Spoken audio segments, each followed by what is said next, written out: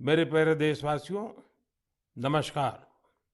आज हम मन की बात के 96वें एपिसोड में साथ जुड़ रहे हैं। मन की बात का अगला एपिसोड वर्ष 2023 का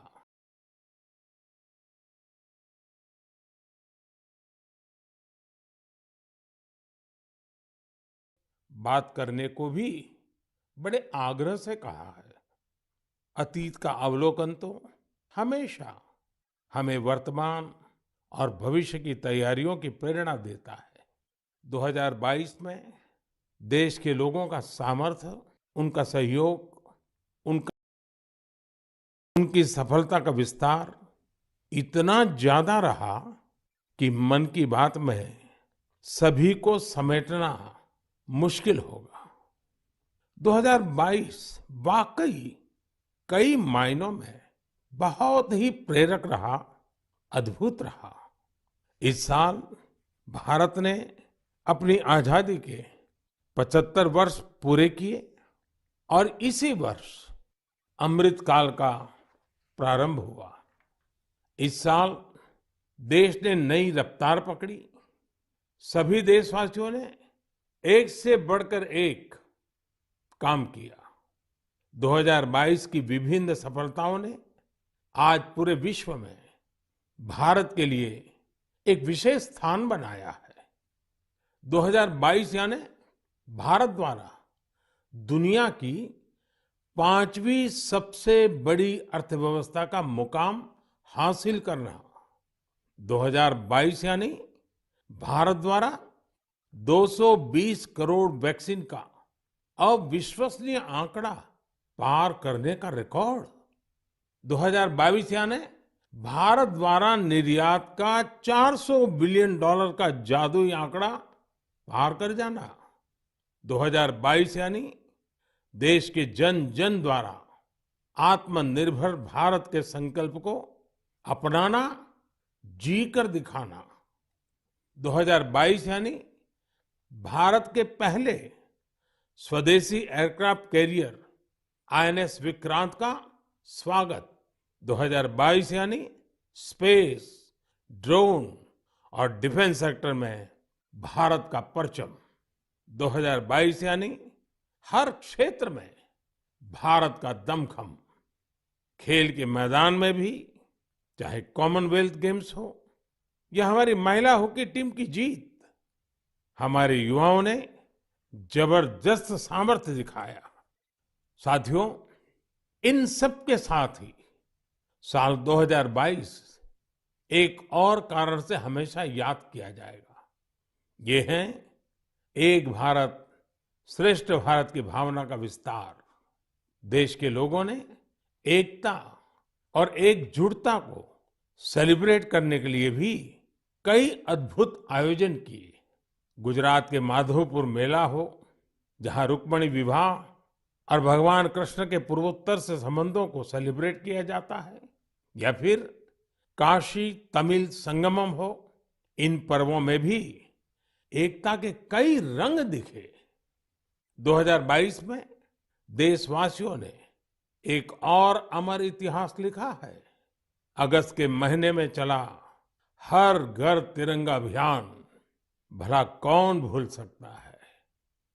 वो पल थे, हर देशवासी के रोंगटे खड़े हो जाते थे। आजादी के 75 वर्ष के इस अभियान में पूरा देश तिरंगामय हो गया। 6 करोड़ से ज्यादा लोगों ने तो तिरंगे के साथ सेल्फी भी भेजी। आजादी का ये अमृत महोत्सव अभी अगले साल भी ऐसे ही चलेगा, अमृत काल की नींव को और मजबूत करेगा। साथियों, इस साल भारत को G20 समूह की अध्यक्षता की जिम्मेदारी भी मिली है। मैंने पिछली बार इस पर विस्तार से चर्चा भी की थी। साल 2023 में हमें G20 के उत्साह को नई ऊंचाई पर लेकर जाना है। इस आयोजन को एक जन आंदोलन बनाना है। मेरे प्यारे देशवासियों, आज दुनिया भर में धूमधाम से क्रिसमस का त्योहार भी मनाया जा रहा है। ये जीसस क्राइस्ट के जीवन, उनकी शिक्षाओं को याद करने का दिन है। मैं आप सभी को क्रिसमस की ढेर सारी शुभकामनाएं देता हूं। साथियों, आज हम सभी के श्रद्धेय अटल बिहारी वाजपेयी जी का जन्मदिन भी है। वे एक महान राजनेता थे, जिन्होंने देश को असाधारण नेतृत्व दिया। हर भारतवासी के हृदय में उनके लिए एक खास स्थान है। मुझे कोलकाता से आस्था जी का एक पत्र मिला है। इस पत्र में उन्होंने हाल की अपनी दिल्ली यात्रा का जिक्र किया है। वे लिखती हैं कि इस दौरान उन्होंने पीएम म्यूजियम देखने के लिए समय निकाला। इस म्यूजियम में उन्हें अटल जी की गैलरी खूब पसंद आई। अटल जी के साथ वहां खींची गई तस्वीर तो उनके लिए यादगार बन गई है। अटल जी की गैलरी में हम देश के लिए उनके बहुमूल्य योगदान की झलक देख सकते हैं। इंफ्रास्ट्रक्चर हो, शिक्षा या फिर विदेश नीति, उन्होंने भारत को हर क्षेत्र में नई ऊंचाइयों पर ले जाने का काम किया।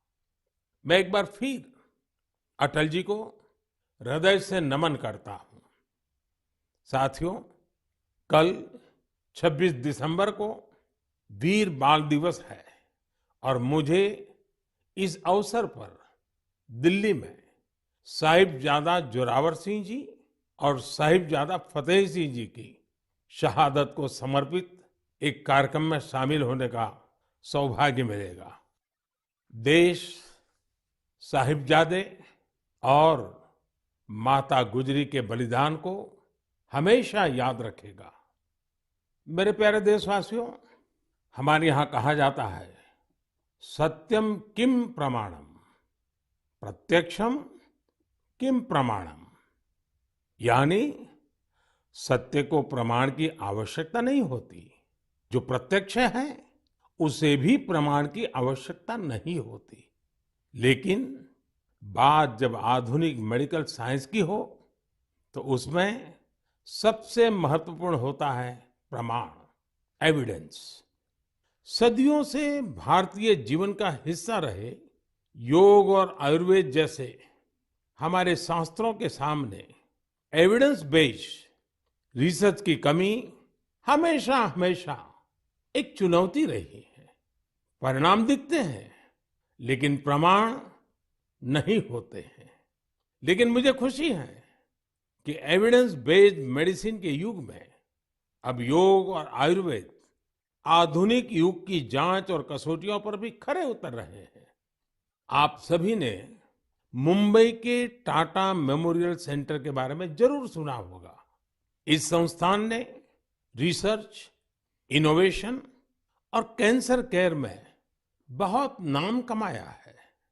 इस सेंटर द्वारा की गई एक इंटेंसिव रिसर्च में सामने आया है कि ब्रेस्ट कैंसर के मरीजों के लिए योग बहुत ज्यादा असरकारी है।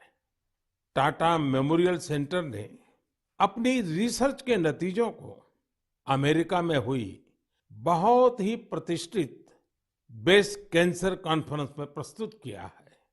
इन नतीजों ने दुनिया के बड़े-बड़े एक्सपर्ट्स का ध्यान अपनी तरफ खींचा है, क्योंकि टाटा मेमोरियल सेंटर ने एविडेंस के साथ बताया है कि कैसे मरीजों को योग से लाभ हुआ है।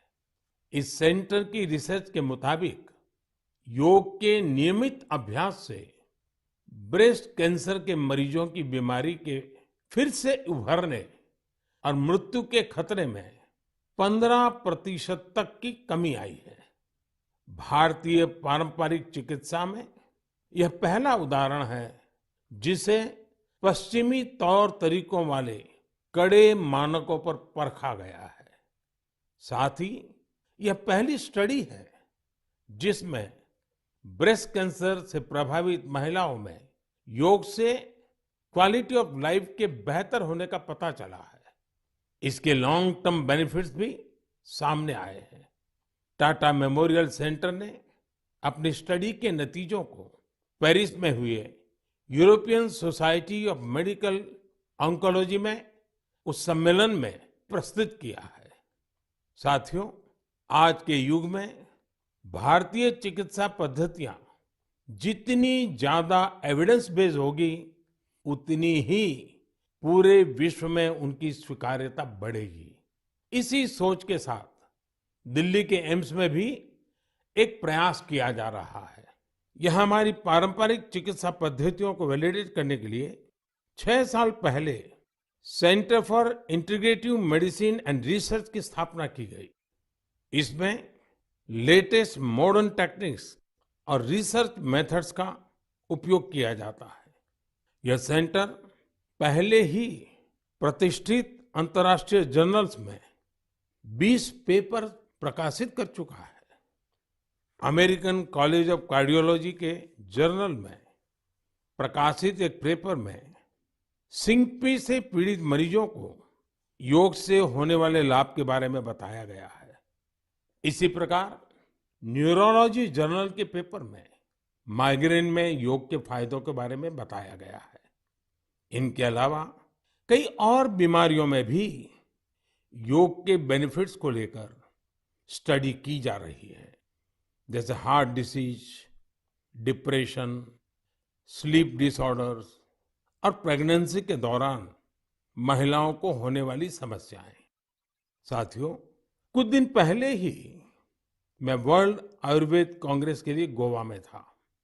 इसमें 40 से ज्यादा देशों के डेलीगेट शामिल हुए और यहाँ 550 से अधिक साइंटिफिक पेपर्स प्रेजेंट किए गए।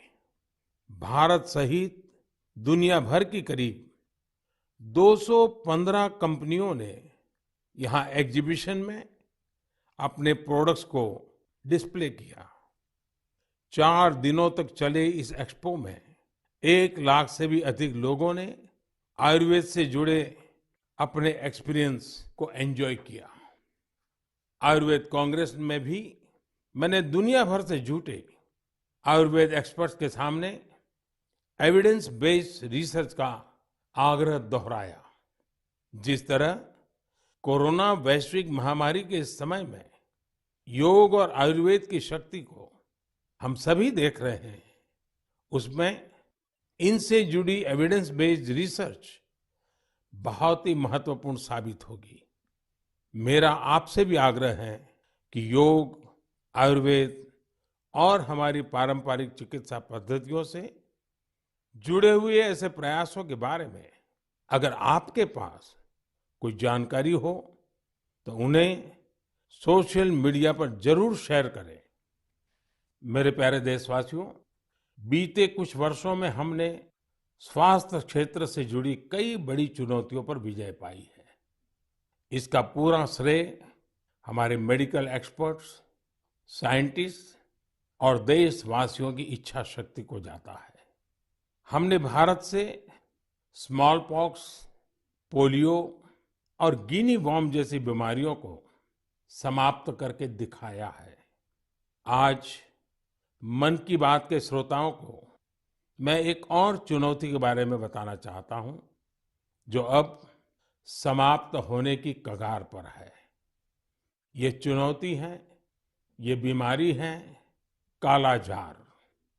इस बीमारी का परजीवी सैंड फ्लाई यानी बालू मक्खी के काटने से फैलता है। जब किसी को कालाजार होता है तो उसे महीनों तक बुखार रहता है, खून की कमी हो जाती है, शरीर कमजोर पड़ जाता है और वजन भी घट जाता है। यह बीमारी बच्चों से लेकर बड़ों तक किसी को भी हो सकती है, लेकिन सबका प्रयास से कालाजार नाम की ये बीमारी अब तेजी से समाप्त होती जा रही है।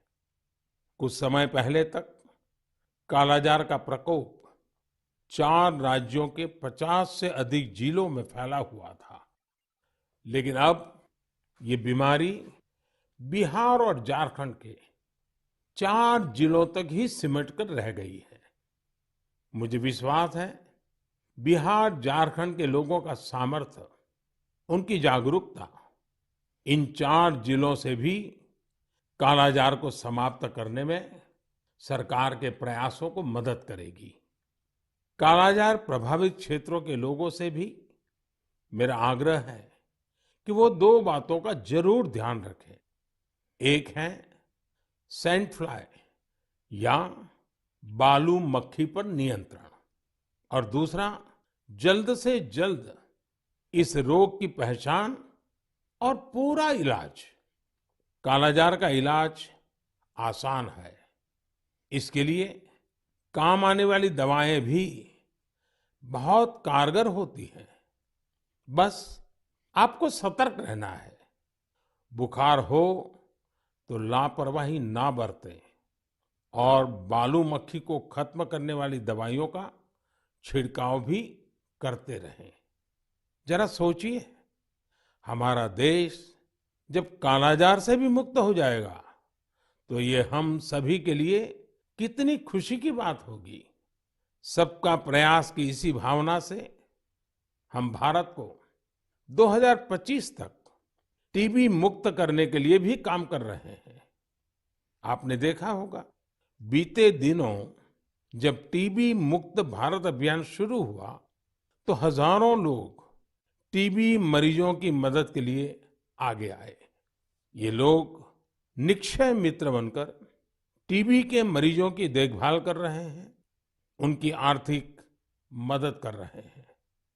जन सेवा और जन भागीदारी की यही शक्ति हर मुश्किल लक्ष्य को प्राप्त करके ही दिखाती है।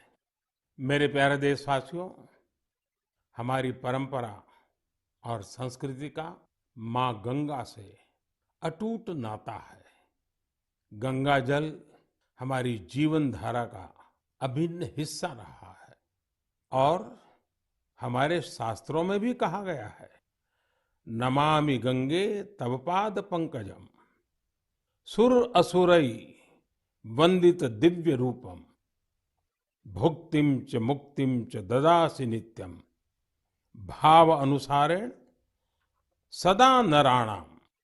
अर्थात, हे माँ गंगा, आप अपने भक्तों को उनके भाव के अनुरूप सांसारिक सुख, आनंद और मोक्ष प्रदान करती है।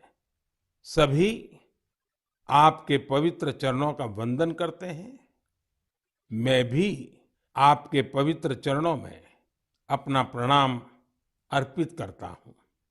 ऐसे में सदियों से कल कल बहती मां गंगा को स्वच्छ रखना हम सबकी बहुत बड़ी जिम्मेदारी है।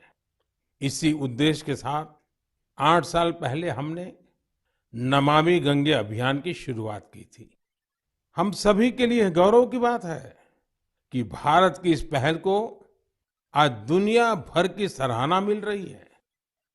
यूनाइटेड नेशंस ने नमामि गंगे मिशन को इकोसिस्टम को रिस्टोर करने वाली दुनिया के टॉप 10 इनिशिएटिव में शामिल किया है। ये और भी खुशी की बात है कि पूरे विश्व के 160 ऐसे इनिशिएटिव्स में नमामि गंगे को यह सम्मान मिला है। साथियों, नमामि गंगे अभियान की सबसे बड़ी ऊर्जा लोगों की निरंतर सहभागिता है। नमामि गंगे अभियान में गंगा प्रहरियों और गंगा दूतों की भी बड़ी भूमिका है।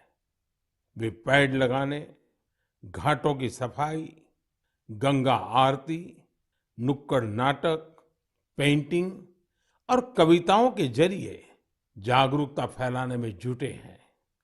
इस अभियान से बायोडायवर्सिटी में भी काफी सुधार देखा जा रहा है। हिल्सा मछली, गंगा डॉल्फिन और कछुओं की विभिन्न प्रजातियों की संख्या में काफी वृद्धि हुई है। गंगा का इकोसिस्टम क्लीन होने से आजीविका के अन्य अवसर भी बढ़ रहे हैं। यहाँ मैं जलज आजीविका मॉडल की चर्चा करना चाहूंगा, जो कि बायोडायवर्सिटी को ध्यान में रखकर तैयार किया गया है। इस टूरिज्म बेस्ड बोट सफारीज को 26 लोकेशंस पर लॉन्च किया गया है। जाहिर है, नमामि गंगे मिशन का विस्तार, उसका दायरा नदी की सफाई से कहीं ज्यादा बढ़ा है। ये जहां हमारी इच्छा शक्ति और अथक प्रयासों का एक प्रत्यक्ष प्रमाण है, वहीं ये पर्यावरण संरक्षण की दिशा में विश्व को भी एक नया रास्ता दिखाने वाला है। मेरे प्यारे देशवासियों, जब हमारी संकल्प शक्ति मजबूत हो तो बड़ी से बड़ी चुनौती भी आसान हो जाती है। इसकी मिसाल पेश की है सिक्किम के थेगू गांव के संगे शेरपा जी ने। ये पिछले 14 साल से 12,000 फीट से भी ज्यादा की ऊंचाई पर पर्यावरण संरक्षण के काम में जुटे हुए हैं। संगे जी ने सांस्कृतिक और पौराणिक महत्व का सोमगो लेक, उसे स्वच्छ रखने का बीड़ा उठा लिया है। अपने अथक प्रयासों से उन्होंने इस ग्लेशियर लेक का रंग रूप ही बदल डाला है। साल 2008 में संगे शेरपा जी ने जब स्वच्छता का यह अभियान शुरू किया था, तब उन्हें कई मुश्किलों का सामना करना पड़ा, लेकिन देखते ही देखते उनके इस नेक कार्यों में युवाओं और ग्रामीणों के साथ ही पंचायत का भी भरपूर सहयोग मिलने लगा। आज आप अगर सोमगो लेक को देखने जाएंगे तो वहां चारों ओर आपको बड़े-बड़े गार्बेज बिन्स मिलेंगे। अब यहाँ जमा हुए कूड़े कचरे को रिसाइकलिंग के लिए भेजा जाता है। यहाँ आने वाले पर्यटकों को कपड़े से बने गार्बेज बैग्स भी दिए जाते हैं, ताकि कूड़ा कचरा इधर उधर न फेंके।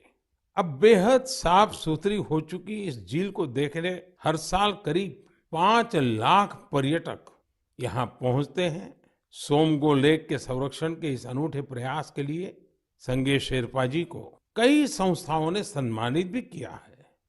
ऐसी ही कोशिशों के बदौलत आज सिक्किम की गिनती भारत के सबसे स्वच्छ राज्यों में होती है। मैं संगे शेरपा जी और उनके साथियों के साथ साथ देश भर में पर्यावरण संरक्षण के नेक प्रयास में जुटे लोगों की भी हृदय से प्रशंसा करता हूं। साथियों, मुझे खुशी है कि स्वच्छ भारत मिशन आज हर भारतीय के मन में रच बस चुका है। साल 2014 में इस जन आंदोलन के शुरू होने के साथ ही इसे नई ऊंचाइयों पर ले जाने के लिए लोगों ने कई अनूठे प्रयास किए हैं। और ये प्रयास सिर्फ समाज के भीतर ही नहीं, बल्कि सरकार के भीतर भी हो रहे हैं। लगातार इन प्रयासों का परिणाम ये है, कूड़ा कचरा हटने के कारण, बिन जरूरी सामान हटने के कारण दफ्तरों में काफी जगह खुल जाती है, नया स्पेस मिल जाता है। पहले जगह के अभाव में दूर दूर किराए पर दफ्तर रखने पड़ते थे। इन दिनों ये साफ सफाई के कारण इतनी जगह मिल रही है कि अब एक ही स्थान पर सारे दफ्तर बैठ रहे हैं। पिछले दिनों सूचना और प्रसारण मंत्रालय ने भी मुंबई में, अहमदाबाद में, कोलकाता में, शिलांग में, कई शहरों में अपने दफ्तरों में भरपूर प्रयास किया और उसके कारण आज उनको 2-2, 3-3 मंजिलें पूरी तरह नए सिरे से काम में आ सके ऐसी उपलब्ध हो गई। ये अपने आप में स्वच्छता के कारण हमारे संसाधनों का ऑप्टिमम यूटिलाइजेशन का उत्तम अनुभव आ रहा है। समाज में भी, गांव-गांव, शहर-शहर में भी, उसी प्रकार से दफ्तरों में भी ये अभियान देश के लिए भी हर प्रकार से उपयोगी सिद्ध हो रहा है।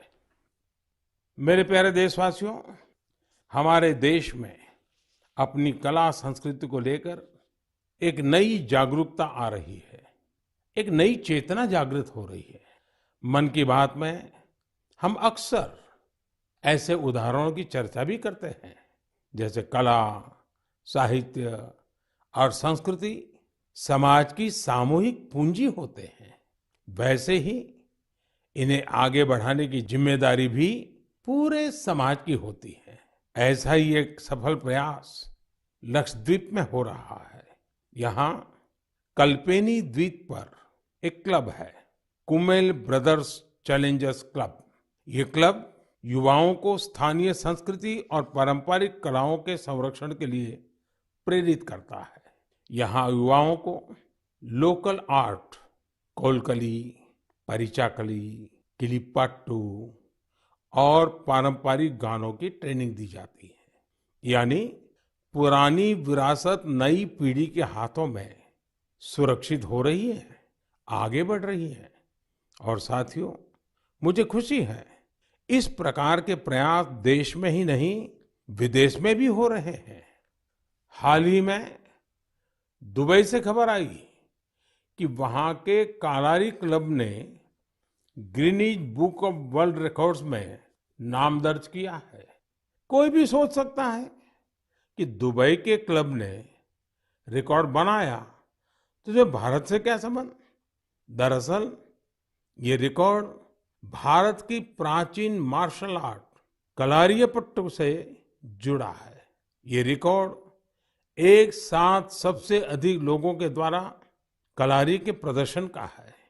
कलारी क्लब दुबई में दुबई पुलिस के साथ मिलकर ये प्लान किया और यूएई के नेशनल डे में प्रदर्शित किया। इस आयोजन में 4 साल के बच्चों से लेकर 60 वर्ष तक के लोगों ने कलारी की अपनी क्षमता का बेहतरीन प्रदर्शन किया। अलग अलग पीढ़ियां कैसे एक प्राचीन परंपरा को आगे बढ़ा रही हैं, पूरे मनोयोग से बढ़ा रही हैं, ये उसका अद्भुत उदाहरण है। साथियों, मन की बात के श्रोताओं को मैं कर्नाटका के गडक जिले में रहने वाले कवेम श्री जी के बारे में भी बताना चाहता हूँ। कवेम श्री दक्षिण में कर्नाटका की कला संस्कृति को पुनर्जीवित करने के मिशन में पिछले 25 वर्षों से अनवरत लगे हुए हैं।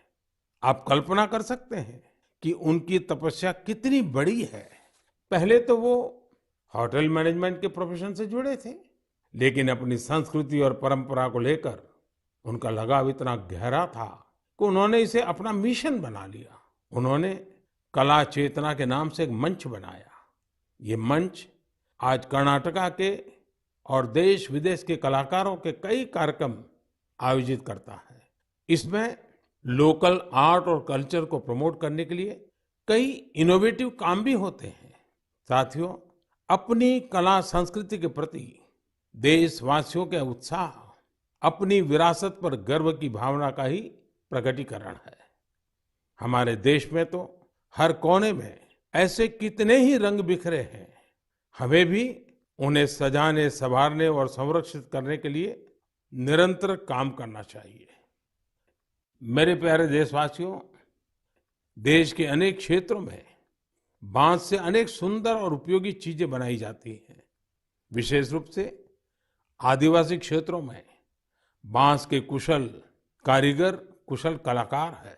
जब से देश ने बैम्बू से जुड़े अंग्रेजों के जमाने के कानूनों को बदला है, इसका एक बड़ा बाजार तैयार हो गया है। महाराष्ट्र के पालघर जैसे क्षेत्रों में भी आदिवासी समाज के लोग बैम्बू से कई खूबसूरत प्रोडक्ट्स बनाते हैं। बैम्बू से बनने वाले बॉक्सेस, कुर्सी, चायदानी, टोकरियां और ट्रे जैसी चीजें खूब लोकप्रिय हो रही है। यही नहीं, ये लोग बैम्बू घास से खूबसूरत कपड़े और सजावट की चीजें भी बनाते हैं। इससे आदिवासी महिलाओं को रोजगार भी मिल रहा है और उनके हुनर को पहचान भी मिल रही है। साथियों, कर्नाटका के एक दंपति सुपारी के रेशे से बनी कई यूनिक प्रोडक्ट्स इंटरनेशनल मार्केट तक पहुंचा रहे हैं। कर्नाटका में शिवमोगा में ये दंपति हैं, श्रीमान सुरेश और उनकी पत्नी श्रीमती मैथिली। ये लोग सुपारी के रेशे से ट्रे, प्लेट और हैंडबैग से लेकर कई डेकोरेटिव चीजें बना रहे हैं। इसी रेशे से बनी चप्पलें भी आज खूब पसंद की जा रही हैं। उनके प्रोडक्ट्स आज लंदन और यूरोप के दूसरे बाजारों तक में बिक रहे हैं। यही तो हमारे प्राकृतिक संसाधनों और पारंपरिक हुनर की खूबी है, जो सबको पसंद आ रही है। भारत के इस पारंपरिक ज्ञान में दुनिया सस्टेनेबल फ्यूचर के रास्ते देख रही है।